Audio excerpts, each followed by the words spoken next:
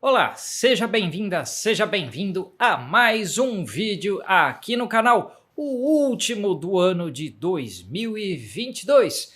Que ano esquisito, mas foi um ano com mais de 90 vídeos aqui neste canal, somando os vídeos longos, um ou outro aí dos shorts que eu publiquei.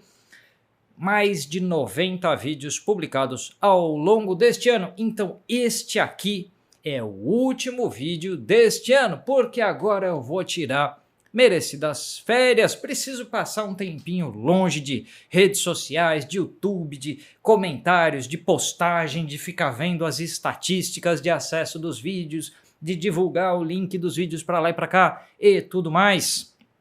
Precisando de descanso, trabalhei realmente bastante este ano e o cansaço bateu, chega por este ano, agora só no ano que vem. Mas antes de deixar vocês livres da minha presença aqui na internet, por aí uns 40, 45 dias aproximadamente, vamos ao último vídeo deste ano, episódio da playlist Fotofilosofando, respondendo a dúvidas, perguntas de membros e apoiadores deste canal. E antes que eu continue, eu sou Armando Vernalha Júnior, fotógrafo, cinegrafista, professor, youtuber, músico, tomador de café. Tá um calor infernal, então tomador de cold brew, café gelado. Lembrando que a gente tem um vídeo aqui no canal sobre isso, se você quiser saber uma receitinha de cold brew.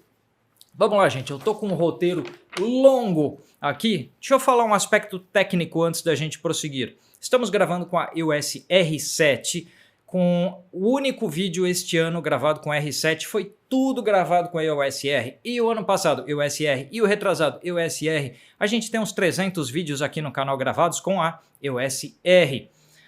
E este último eu estou gravando com a R7 como parte dos trabalhos do review da R7. Estamos gravando em Full HD, não em 4K, mas testando aí a gravação contínua da R7, porque ela tem essa hipótese de não cortar de meia em meia hora os vídeos. Então gravando em contínuo, porque esse vídeo aqui vai passar de meia hora, porque a gente tem muita coisa para conversar, é um fotofilosofando muito detalhado, com muita informação. E assim, eu estou gravando com as mesmíssimas regulagens e mesmíssima iluminação que eu contei para vocês no vídeo sobre o Godox SL150-2. Então o Godox SL150-2 está aqui, o Godox LED-P 260 está aqui ao meu lado, mesmíssimas regulagens. Então, gravando em Full HD, em ISO 400, com o Canon Log sendo utilizado em f4 e 1/60 de segundo, a iluminação está rebatida na parede aqui, o LED-P direto em mim para fazer rebatimento, é só fazendo aquilo, ó, apagando o SL150, esse é o LED-P 260, ligando e apagando o LED-P, que faz o preenchimento desse lado, e um brilhinho um pouco mais amarelado, eu regulo eles em temperatura de cor diferente, porque é Daylight o SL150 e eu pus em 4600 Kelvin o LED-P para dar um amareladinho. E são as mesmíssimas regulagens daquele vídeo que eu mostrei para vocês, o SL150, porque assim eu vou ter um material de comparação de Full HD de EOS R com EOS R7, ambas em ISO 400 e mesmas regulagens. Dito isso, aspecto técnico inicial do vídeo, vamos passar por uns minutinhos de agradecimentos. E você aí não pula, você que sempre pula o começo do vídeo, não pula pelo menos o deste aqui, tá bom? É importante. Por que que eu digo isso? Eu preciso e com muito gosto agradeço aos meus amigos da loja e da assistência técnica PortSAR. Os contatos deles estão na descrição do vídeo e estão também aparecendo aqui na tela. Por que que eu falo sempre da loja PortSAR? Porque a loja PortSAR, além de ser apoiadora fixa aqui do canal, eles são também amigos de longa data e eu sou cliente da loja e da assistência técnica há anos. E sem o apoio da PortSAR, a gente não teria algo aí como uns 15 ou 16 dos mais de 90 vídeos. A gente teve 98 vídeos ou 97, eu não lembro bem agora, ao longo deste ano no canal. 15, 16 vídeos derivam diretamente do apoio da loja PortSAR. Assim, uma parte consistente do conteúdo deste canal não existiria sem eles. Também agradeço aqui aos meus amigos da Fotoseg, corretora de seguros. Por exemplo, a playlist de fotografia de rua que tem aqui no canal é quase toda patrocinada pela Fotoseg, corretora de seguros. Porque se eu saio por aí para fotografar na rua, é porque eu tenho seguro dos meus equipamentos. Do contrário, eu não faria isso. E a gente tem, acho que uma dúzia de vídeos, ou perto disso, 10, 11 vídeos, em colaboração com a Fotoseg, corretora de seguros. Então, se a gente pega aí o conteúdo deles e tira do canal, vai faltar muita coisa, vai fazer falta. Portanto, agradeço aos meus amigos da corretora Fotoseg, corretora de seguros. Não posso deixar continuar esse vídeo sem agradecer também o pessoal da K&F Concept. Se eu olhar aqui para minha frente, eu estou vendo aqui dois tripés da K&F Concept, um segurando a EOS R7, outro segurando o Zoom H4n, que está gravando o áudio. Sei lá, 90% dos meus filtros atualmente são da K&F Concept, todos os meus filtros ND, a maioria dos meus polarizadores e filtros UV são da K&F Concept. Parceiraça do canal, mandou equipamentos para cá, sempre para teste, sem pautar o conteúdo, sem exigir que eu falasse bem dos produtos. Eu falei bem dos produtos porque eles são bons e eu estou usando no meu dia a dia. Então, sem a K&F Concept, a gente também não teria vários vídeos aqui neste espacinho da internet. Também não poderia deixar de agradecer o pessoal do Canon College e da Canon Brasil, porque sem o Canon College a gente não teria a EOS R gravando os últimos 300 vídeos aqui deste canal. Então tem 3 anos de EOS R, antes disso tinha 6D Mark II, câmeras emprestadas pela Canon através do Canon College. E eu, se fosse você, dava uma pausa nesse vídeo aqui agora e ia ouvir o Canoncast no canal da Canon Brasil. Tem inúmeros episódios lá, meu amigo Francisco entrevistando muito bem uma galera da fotografia. São conversas interessantíssimas, lições de vida, lições de técnica, lições de estilo, muita coisa importante lá no Canoncast. Então vai ouvir o Canoncast no canal da Canon Brasil. Tem 2 episódios comigo lá, um deles eu vou deixar o link naquelas etiquetinhas, tem link também na descrição aqui do vídeo.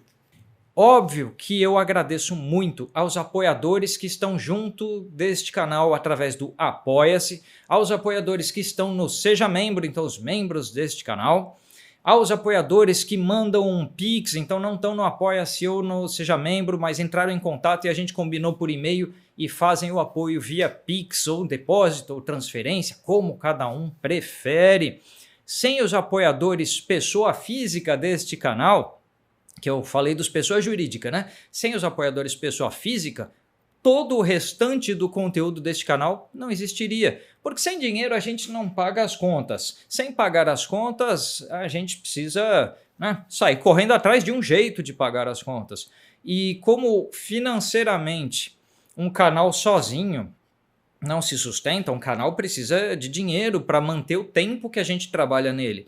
E assim, os apoiadores pessoa física são tão importantes quanto os apoiadores pessoa jurídica na manutenção da existência deste espaço na internet. E graças a eles, a gente tem o roteiro de hoje, porque são perguntas feitas por apoiadores e membros nos grupos de WhatsApp, Telegram e Facebook. Se você quer ser apoiador e membro e juntar-se ao bate-papo nos grupos, junte-se ao Apoia-se, torne-se membro ou me manda um e-mail, entra lá no meu site, manda um e-mail e fala, eu quero fazer via Pix. E aí a gente combina, te passo a chave Pix e a gente combina como é que faz isso tudo. E foram 10 minutos de vídeo aí na gravação contínua da R7. Vou cortar um pouquinho, mas para o vídeo não ficar tão longo. Vamos às perguntas de membros e apoiadores deste canal que eu procurei costurar dentro de um roteiro para a série Fotofilosofando. Nem todas as perguntas conversam entre si, mas algumas conversam, porque a gente começou a conversar nos grupos e conforme alguém postava uma pergunta, eu respondia alguma coisa no grupo, alguém já dava uma réplica, uma tréplica, e assim a gente foi construindo este conteúdo muito coletivamente. Primeira pergunta que eu recebi aqui do Marcos Nunes. Marcos perguntou, ele pôs 2 perguntas aqui. Pergunta fotográfica: qual o seu vídeo preferido no canal? Não necessariamente com mais views ou que deu mais trabalho, mas enfim, aquele que eu gosto mais. Difícil responder isso, Marcos, porque eu tenho um carinho muito grande com absolutamente tudo que eu produzi neste canal. Mas tenho um carinho especial por duas playlists, uma delas a Foto Filosofando, onde este vídeo aqui de hoje se encontra, e outra delas a Pra Lá do Básico. Por que eu tenho um carinho especial com essas duas playlists? Porque elas se destacam na YouTubosfera em relação ao que normalmente é feito. Na Pra Lá do Básico, a gente pega técnicas e aprofunda na explicação, buscando ferramentas didáticas. Então, como professor, eu busco ferramentas didáticas para explicar em detalhes técnicas e aspectos da técnica para quem quer enriquecer o seu conteúdo ferramental na fotografia. E na Foto Filosofando, busco expandir a conversa fotográfica para outras fronteiras, que não seja só, olha, que câmera é boa ou não é boa, que câmera eu compro, que câmera eu não compro, então, esse debate mais superficial da ferramenta. Então, uma aprofunda o uso da ferramenta com a técnica e outra aprofunda o discurso da ferramenta, o pensamento, para a gente não ficar só discutindo a câmera em si. Então, essas duas playlists eu tenho um carinho especial. E se eu puder destacar alguns vídeos, eu destaco na Pra Lá do Básico o que eu expliquei, distância hiperfocal, achei que ficou muito legal como aquele vídeo ficou explicado, o conjunto de informações que tem ali. Destaco também o de harmonia de cores, em que eu falo de algo bem pouco falado na YouTubosfera, que é como trabalhar a cor como uma assinatura visual, como perceber isso, como analisar isso. E dentro da Foto Filosofando eu destaco um vídeo que é o Fotografia é Arte, debatendo com conceito histórico, com muita linha de pensamento, se fotografia é ou não uma expressão artística. Recorri a alguns autores da história da arte, alguma coisa, é um vídeo bem legal, se você não viu, dá uma chegada lá. E aí o Marcos perguntou assim, uma outra pergunta não fotográfica: você prefere lutar contra um pato do tamanho de um cavalo ou lutar contra 100 cavalos do tamanho de um pato? Aí a gente tem que fazer aquela cara de pensamento assim. De repente um frame desses vira o thumbnail do vídeo. Eu pensei um pouco e o Marcos me falou que ele colocou essa pergunta como uma brincadeira. Mas eu pensei um pouco e eu acho que existe uma resposta séria para dar para ela dentro da ideia do Foto Filosofando, que é assim: eu tenho a tendência a preferir desmembrar a vida em pequenas tarefas. Então, eu tenho um dia cheio de coisas a fazer, nossa, que dia complicado, cheio de tarefas. Eu faço a minha listinha de tarefas, em que ordem eu vou fazer, o que é melhor fazer primeiro, tal, e eu sigo ali a minha listinha. Então eu desmembro as coisas. Quando eu vou editar um vídeo, também desmembro. Primeiro o tratamento de cor, depois o corte geral. Eu tenho uma ordem para fazer as coisas. E eu sou muito de desmembrar atividades maiores em pequenas, para que eu consiga perceber e valorizar as pequenas vitórias dentro de cada uma dessas atividades. Assim eu não termino um dia. Se eu terminei um dia sem finalizar a edição de um vídeo, por exemplo, eu não vou me considerar derrotado por não ter terminado, mas eu terminei várias das etapas que eu tinha naquela tarefa e assim eu consigo ter a sensação de estar mais bem realizado. Então, dentro desse sentido, eu provavelmente prefiro aí os 100 cavalos do tamanho de um pato do que um único pato gigantesco do tamanho de um cavalo. E eu sugiro que cada um de vocês, na vida, no fluxo de trabalho, use essa ideia de uma lista de atividades e desmembrando atividades grandes em pequenas, para que você se organize melhor e tenha essa sensação de que num dia que você não terminou uma gigantesca atividade, você ainda assim se sinta satisfeito ou satisfeita por ter terminado uma série de coisas importantes dentro daquela atividade maior. Vamos passar para uma pergunta aqui do Rodolfo Ribeiro Barreto, que perguntou quais são suas maiores referências musicais. Daqui a pouquinho a gente vai começar a falar de estilo visual, assinatura, discurso visual, estilo próprio, todo um conjunto de coisas que começa a se relacionar a partir desta pergunta aqui, que é uma pergunta sobre música. E o título do vídeo foi sobre estas áreas e porque elas vão concentrar grande parte deste episódio do Foto Filosofando. Mas o Rodolfo perguntou minhas referências musicais e, inequivocamente, eu citaria inúmeras bandas de heavy metal, de hard rock e de thrash metal como o centro do meu gosto musical. Então, Black Sabbath, Scorpions, Dio, Queensryche, Iron Maiden, Whitesnake, Deep Purple, Rainbow, Twisted Sister, Kiss, Bon Jovi, Poison, Living Colour, Anthrax, Sepultura, Metallica, Testament, entre outras. Poderia sair citando aí variadas bandas, Angra, Xamã, Viper, tem um monte de bandas que eu poderia citar, mas o centro, então tem um tanto de heavy metal, um tanto de hard rock, um tanto de thrash metal, e tem outras referências em outros estilos, então ouvi um tanto de blues, ouvi um tanto de jazz, ouvi um tanto aí de erudito clássico. O centro disso está no heavy metal e o ponto, a coluna central que sustenta meu gosto musical, e eu diria isso desde 1990, 91, por aí, seria uma banda específica que é o Black Sabbath, nas suas múltiplas formações. O Black Sabbath tem uma forma sombria de apresentar a música, mas esta forma sombria é muitas vezes temperada com acentos de jazz, acentos de blues. Então existem traços e trejeitos do jazz e do blues que temperam o heavy metal do Black Sabbath. Também existem partes do erudito e do clássico que temperam o Black Sabbath, uma certa densidade no uso de algumas escalas. Então o Black Sabbath é minha maior referência e todas essas outras bandas que eu citei, entre outras, estão entre as minhas referências. E o que isso tem a ver com fotografia e vídeo? A minha preferência por tons um pouco mais sombrios, por uma densidade da imagem um pouco mais para o escuro do que para o claro. Então quando a gente pega o meu preto e branco, a gente não tem tanta presença de branco, a gente tem de um cinza claro para cinzas médios, cinzas escuros e bastante uso de silhuetas pretas. Então essa forma sombria de abordar a fotografia, muitas vezes com fotografia noturna também, essa forma de abordar, eu vejo uma grande relação com a minha forma de abordar a música e a minha preferência musical. Também eu tenho uma coisa sobre como eu posiciono os meus personagens na fotografia em preto e branco, que é muitas vezes de uma pessoa não heróica, de uma pessoa não imponente, mas sim de uma pessoa um pouco apequenada, um pouco destituída da sua potência de agir. Então são pessoas um pouco cabisbaixas que eu geralmente acabo retratando na minha fotografia em preto e branco.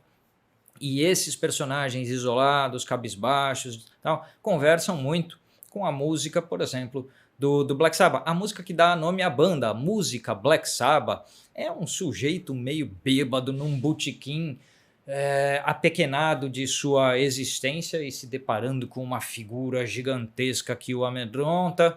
E vão ouvir a música para entender a letra. Não vou dar spoiler de uma música de 1970, né, gente? Todo mundo já conhece. Quem não conhece, corre atrás. Mas essas são as minhas referências e como de alguma forma elas foram parar na minha fotografia. Aí pergunta do Adriano Moreira, que perguntou sobre filmes novos ou antigos que eu vi recentemente que eu mais gostei. Isso aqui me deu uma coisa curiosa, que assim, eu vi pouquíssimos filmes ao longo de todo este período pandêmico. Eu acabei tão atribulado com o trabalho, com tanta coisa para fazer, com muita produção de conteúdo e consumindo muito conteúdo de outros youtubers, não necessariamente na área fotográfica, mas me informando sobre questões científicas. E eu me informei sobre tantas coisas e eu pus tanto tempo no entendimento da complexidade do que estava acontecendo, que eu não vi muitos filmes e tal. Mas recentemente aconteceu um episódio curioso justamente vendo um outro conteúdo aqui no YouTube, vendo o canal do Alexandre Link, o Quadrinhos na Sarjeta, que eu recomendo muito que vocês acompanhem. Quem gosta de quadrinho é obrigatório, e quem não gosta de quadrinho vai conhecer um pouco de quadrinho lá, não só quadrinho de super-herói, essa coisa muito básica sobre quadrinhos, mas um debate aprofundado sobre quadrinhos. Dá uma chegada no canal Quadrinhos na Sarjeta, e ele uma vez fez um vídeo sobre um determinado quadrinho, eu vou ver se eu linko ou ponho na descrição, e que esse quadrinho era muito inspirado no livro do Kafka, O Processo, e ele usou para ilustrar o vídeo cenas do filme O Processo, do Orson Welles, que eu não tinha assistido originalmente. Eu vi outros filmes do Orson Welles e esse eu não tinha visto. E aí eu corri atrás e achei cenas incríveis no YouTube, e esse é um filme que eu recomendo que todo mundo assista. É meio chovendo molhado falar do preto e branco do Orson Welles, falar do preto e branco com o uso de lentes grande-angulares na cinematografia do Orson Welles, que ele é absolutamente brilhante, excelente na escolha de lente, no uso da lente de forma dramática, em usar grande angular para acentuar o drama do filme e usar o preto e branco e os pretos muito densos e sombrios para acentuar esse drama. Combina com aquelas minhas ideias de preto e branco que eu vinha falando. Então eu realmente recomendo, que vocês deem uma olhada no canal Quadrinhos na Sarjeta, 2, que vocês deem essa conferida no Processo do Orson Welles, tremendo filmaço com a fotografia maravilhosa, fotografia aí cuidada pelo diretor de fotografia Edmond Richard.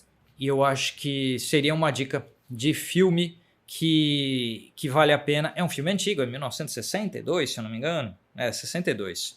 E que mesmo tendo visto sei lá quantos filmes aí antigos, clássicos e tal, esse eu não tinha visto e vale muito a pena. Passamos aí para a pergunta do... Vejam que a pergunta de filme conversou com a pergunta de música, porque há um link entre esse filme e, de repente, a música do Black Sabbath e o meu preto e branco na fotografia, né? Há um link. Vamos à pergunta do Kleber Varejão, que me perguntou o seguinte: qual é o assunto relacionado à fotografia que eu acho importante, mas que ninguém, ou quase ninguém, te pergunta sobre? E aí, isso abre uma porta enorme para a gente começar a discussão que já vem dessas respostas anteriores, que é a seguinte. Eu disse para ele várias coisas, entre discurso visual, que é a mensagem, e estilo visual, que é a embalagem da mensagem, e como o repertório molda tanto o nosso discurso como o nosso estilo. E aí vamos detalhar isso, e esse é o centrão desse Fotofilosofando, mas vai ter mais ainda. O que acontece? Pouca gente debate isso na YouTubosfera, e eu penso que esse é o tema fundamental, porque é o seguinte, a câmera você pode pôr no automático e ela vai funcionar. Você pode fazer com o seu celular tudo no automático e ele vai funcionar. Se é exatamente o que você gostaria, é uma outra história, mas que vai funcionar, vai. Com pouco ajuste você deixa do jeito que você quer. Então o automático mais uma compensação de exposição, você já chega onde você quer. Focalização automática funciona muito bem, entre outras coisas. Então, o que vai nos diferenciar quando a ferramenta conseguir resolver o problema técnico maravilhosamente bem, e já resolve, quando isso estiver bem equalizado, e de certa forma já está, o que vai nos diferenciar é o discurso e a embalagem do discurso. Então, discurso visual é a mensagem que a gente transmite com uma fotografia, ou pelo menos a mensagem que queremos transmitir com uma fotografia, que daqui a pouco a gente vai falar se a fotografia realmente conta histórias. Então, discurso visual é o que vai ser dito através de imagens. E estilo é como isso vai ser dito. É a forma, a estética, as escolhas visuais. Então, quando eu falei para vocês que eu escolho um preto e branco com certa densidade de sombras, é porque eu acredito que esta escolha estilística ajuda a transmitir a mensagem, porque estilo se relaciona com discurso e vice-versa. Tem pessoas que são absolutamente geniais numa abordagem discrepante entre discurso e estilo.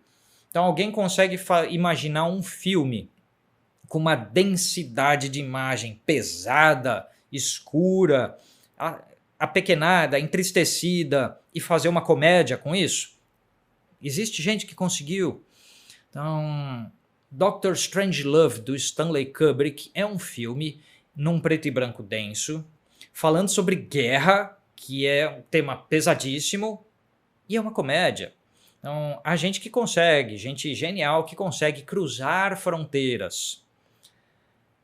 Eu, que não tenho essa genialidade toda, gosto de alinhar as coisas.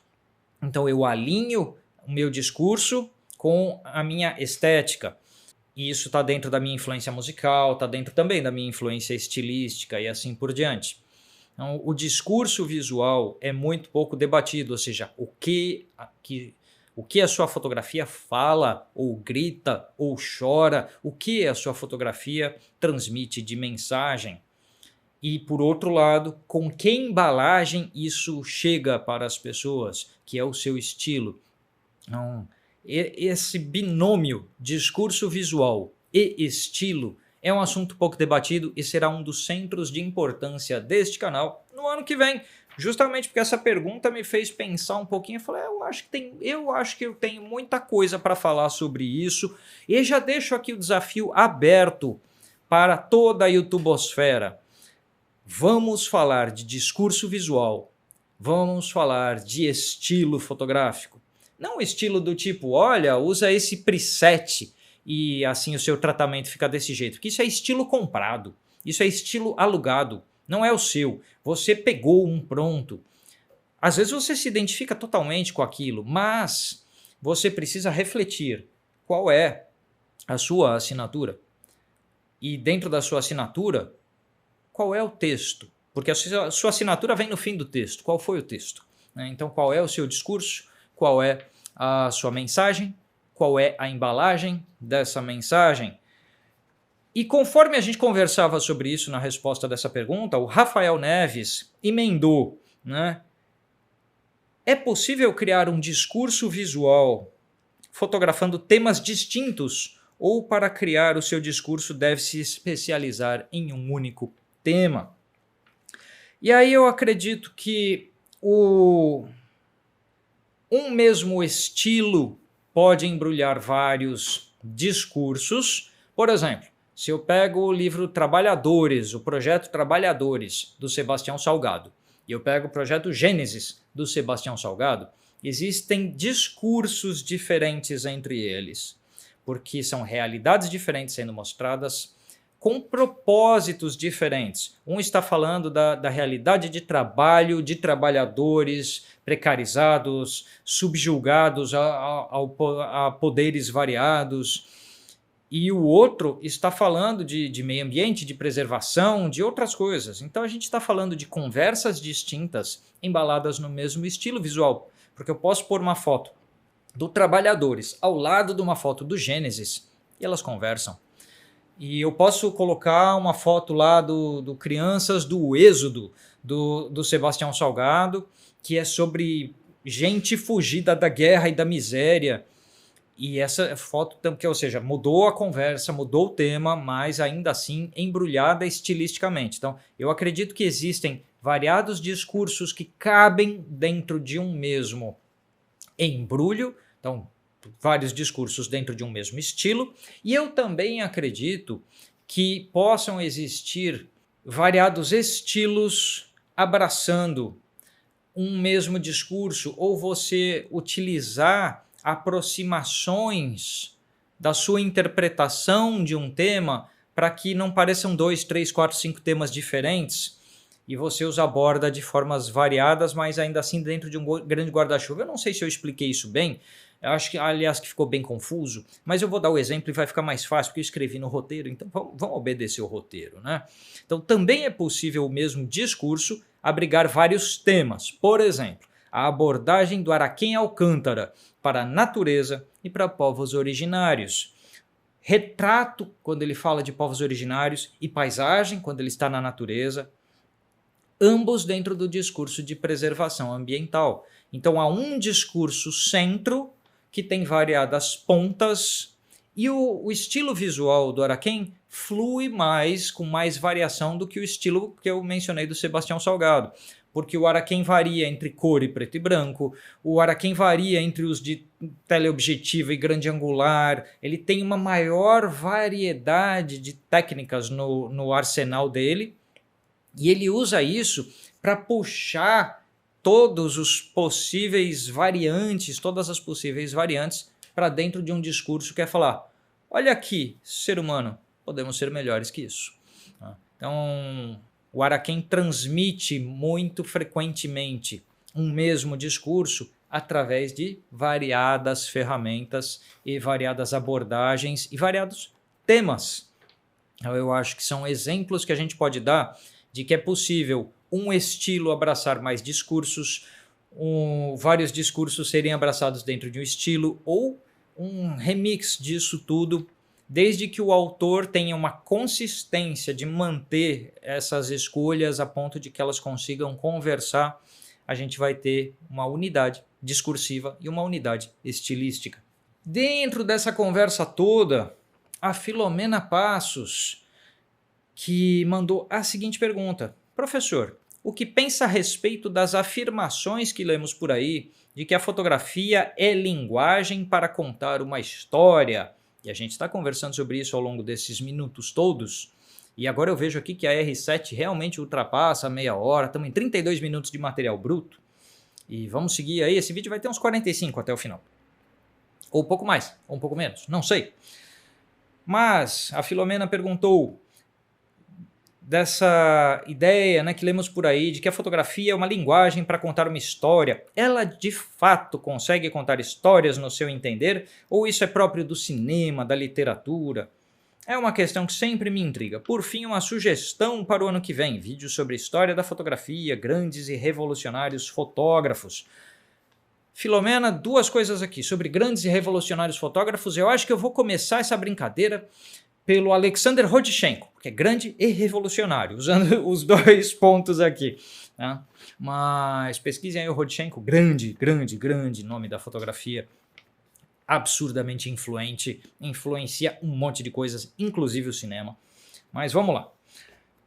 Se a fotografia realmente conta histórias, eu vou ler textualmente o que eu respondi aqui para a Filomena e a gente vai expandir aqui o pensamento. Um erro que cometemos é o de julgar que entendemos fotografia pelo que estamos vendo. A fotografia tem esse ar de realidade. A gente pode dizer que a fotografia se disfarça do objeto que ela retrata. Por exemplo, se eu vejo uma foto de uma pessoa, eu geralmente falo, olha, a pessoa tá bem aí, ou a pessoa tá mal aí, nossa, que cara estranha essa pessoa tá aí. Eu falo da pessoa mais do que da foto. Eu vejo a foto de uma árvore, de uma planta, de uma comida, e eu falo, nossa, essa comida parece apetitosa, essa planta é esquisita, que cor bonita tem essa planta. Eu não estou vendo a planta, eu não estou vendo a pessoa, eu não estou vendo a comida, eu não estou vendo nada disso, eu estou vendo uma representação. Então essa confusão semiótica entre o que a fotografia representa e ela, fotografia como objeto, essa confusão é muito natural. Então, como nós nos confundimos frequentemente com o que estamos vendo, porque a gente está vendo uma representação de algo e estamos entendendo que estamos vendo o algo, e isso passa por toda aquela mitologia sobre a fotografia carregar uma realidade, ou uma fatia de realidade, ou um índice de realidade, tem inúmeras chances de interpretar isso. Sobre fotografia como realidade, tem uma conversa de mais de 40 minutos com o meu amigo Piero Sbradia, aqui no canal, só sobre o tema fotógrafos do real, que conversamos muito sobre isso, então dá uma chegada naquela conversa. E essa ideia, então, de realidade cria em nós um equívoco inicial, um equívoco primordial de acreditar que nós sabemos o que estamos vendo e por acreditar que sabemos, a gente começa a confundir a história que a gente inventa na nossa cabeça para a fotografia que estamos vendo com a ideia de uma real narrativa, de uma real história sendo contada. Nós interpretamos a foto baseado no nosso repertório, nossa cultura, nossa vivência, nossos ideais, e a gente atrela isso ao que estamos vendo. Então, não existe uma observação isenta da fotografia, não existe uma observação neutra da fotografia. Nós necessariamente observamos conforme o que nós somos. Nós vemos aquilo que nós pensamos. E assim, esse aspecto da fotografia carregar uma história é um tanto contraditório. Eu acho que a fotografia, ela contém indícios de uma história, fragmentos de uma história. A história existe, um fotógrafo foi lá e testemunhou algo, captou algo, com ou sem direção, com ou sem interferência, com ou sem o fato de que a presença fotográfica já influencia, e alheio à cultura de quem recebe a imagem. Então o fotógrafo foi lá e fez o trabalho dele. E quem interpreta vai fazer inúmeras associações sobre aquilo. Então eu acho que, como eu disse aqui, como é uma confusão semiótica que a fotografia causa, disso começamos a misturar a história que inventamos na nossa cabeça para uma fotografia e o que ela de fato retrata. Não acho que a fotografia conte histórias, mas acredito que ela contenha indícios que sejam bons o suficiente para o nosso cérebro fazer as emendas e dar significados. Além disso, a fotografia é memória de uma história. Quem viveu a história usa a fotografia como índice para a própria memória. Então, não a fotografia de eventos, de acontecimentos da vida, das nossas férias, do que quer que seja. Nós usamos a fotografia como uma forma de índice da memória. Ao pegar aquele fragmento do tempo e olhar, você fala, naquele dia, naquela viagem, fiz tal coisa, fizemos tal coisa, comemos em tal restaurante, não sei o quê. Aquela foto te ajuda a reconstruir a sua própria história. Mas ela é o índice, ela não contém essa história toda, ela não contém a sua narrativa toda. É o seu cérebro que contém essas narrativas, essas histórias. Nós temos na fotografia como um grande índice visual das coisas. Como o nosso cérebro é muito visual, a fotografia é um índice poderoso, que já carrega muita informação, mas ainda assim eu acredito na fotografia mais como índice do que como história. E dentro ainda, vamos chegando perto do fim desse vídeo, o Raul César Veiga perguntou, na sua opinião, qual é a importância do efêmero e do eterno na fotografia? Por mais que a gente insista naquele discurso de que a fotografia eterniza momentos, nós somos efêmeros e nossa obra é igualmente efêmera. Nós somos passageiros, nós somos transitórios. Nenhum de nós é eterno e a obra nossa também não é. Uns poucos nomes dos 8 bilhões de seres humanos que hoje habitam o planeta, alguns poucos desses entrarão para a história por um tempo que vá além da própria vida. Uns poucos, menos ainda, uma quantidade menor ainda, entrará para a história num nível que vá além de 2 ou 3 gerações da sua própria existência. A maioria de nós estará completamente esquecido no tempo talvez dos nossos netos ou bisnetos. Então, no intervalo de 2 ou 3 gerações, absolutamente qualquer pessoa tende a estar completamente esquecida. Tudo aquilo que a pessoa viveu terá ido, tudo aquilo que a pessoa deixou terá ido. Então eu penso que nós somos absolutamente efêmeros e transitórios. E assim é nossa fotografia. O que não nos impede de tentar lutar contra este destino inexorável da nossa existência. Não nos impede de lutar contra esta impossibilidade da eternidade. E eu acho que isso é o que move muitos fotógrafos e fotógrafas, ou seja, a busca de dar um suporte um pouquinho mais consistente, um pouquinho mais duradouro para a própria vivência daquele momento em que você viu algo que vale o registro e esse algo durar um pouco mais. Nós temos que tomar cuidado que nós estamos trabalhando com a ideia fotográfica de baixa durabilidade, que a gente fotografa, posta na rede social e foi. Próxima postagem. E quem está vendo olhou sua foto e no movimento de um dedo passou para a próxima. Então a gente está trabalhando de forma muito efêmera, muito transitória.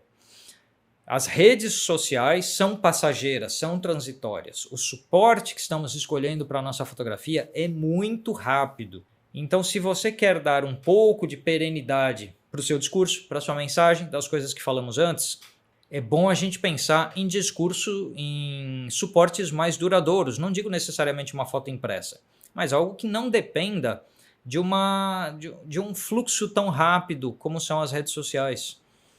Porque nas redes alguém viu a sua foto, curtiu a sua foto, talvez tenha deixado um comentário para a sua foto. Aliás, o que custa para cada pessoa curtir e comentar? O que a gente faz com esse tempo que a gente economiza ao não comentar uma foto que a gente gostou, falando assim, nossa, muito bonita a sua foto? O que a gente faz com todo esse tempo que a gente economizou? Né? A gente está com tanta pressa e se nós que somos os atores dessa história não colocamos o pé no freio e falamos, não, peraí, deixa eu olhar essa foto com mais calma. Deixa eu conversar com o autor da foto, comentar, nossa, o que você viu aqui, que bonito, que interessante, que me fez pensar, tal. Se não estabelecemos o diálogo, ao negar o diálogo, a gente não pode mais recusar a velocidade das coisas, porque a gente mesmo contribuiu com a velocidade das coisas e com o tornar de tudo efêmero. Esse vídeo está já ultrapassando os 40 minutos.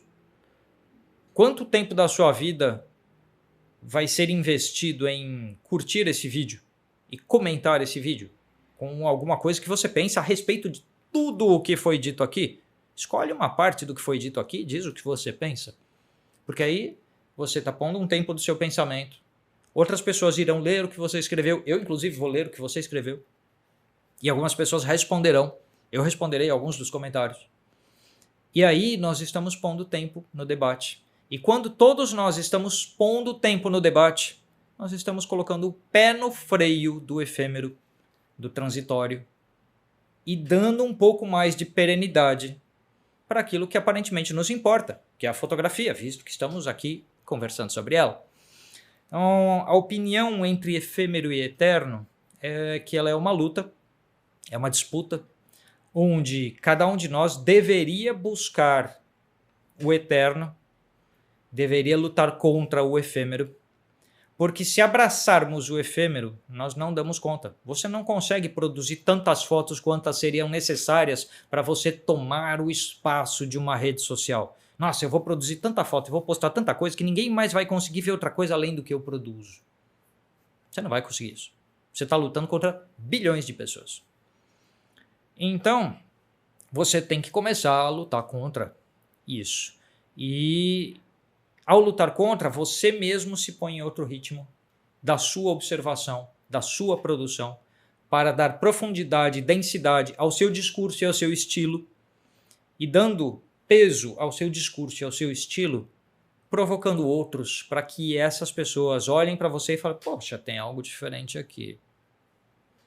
E assim, cada um de nós, ao optar pela complexidade, ao optar pela densidade, ao optar pela profundidade e não pela desgraça da superficialidade, que é o que vemos, né? O mundo dos memes, o mundo da velocidade. Vamos consumir vídeos de 1 minuto. A gente está há 45 minutos conversando aqui. O que disso caberia em 1 minuto?